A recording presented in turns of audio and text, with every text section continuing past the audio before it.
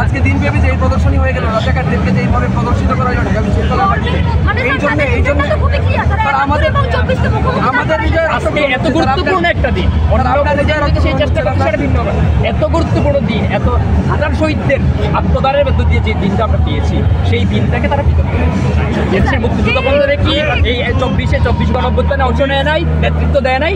তুমি সাথে সাথে পাঠিয়েছি এবং এখানে জানা একটা অংশ হয়েছে, বাকি আর তিনটা অংশ বাকি। করবো আমাদের সারাদিন ছিল না।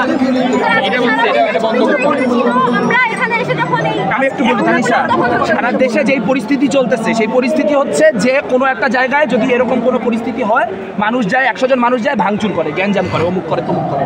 আমরা কিন্তু করি নাই। আমরা আপনাদের সঙ্গে যোগাযোগ করছি এবং যোগাযোগ করার মধ্যে প্রশাসনিকভাবে ডিল করার চেষ্টা করছি। কিন্তু প্রশ্ন হচ্ছে 90-এর একটা সামাজিক চুক্তি ছিল, যে পরিবেশ পরিষদে আমরা 24-এর পরে সম্পূর্ণ বাদ দিয়ে দিচ্ছি। পরিবেশ পরিষদে কোনো আলোচনা হয় নাই।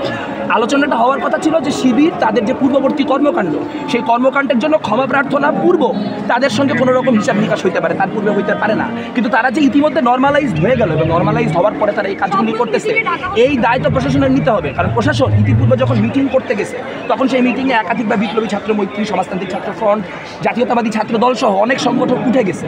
কিন্তু তারপরেও আমরা দেখতে পাইছি যে আপনারা যখন লাস্ট মিটিংটা করছেন ডাকসু বিষয়ে, সেই ডাকসুর মিটিংয়ে তাদেরকে রাখা হয়েছে এবং এই ব্যাপারে যে সংগঠনগুলোর কোয়ারি, সেই কোয়ারিগুলো কিন্তু কখনোই মানে ফর্মালি অ্যাড্রেস করা হয় না।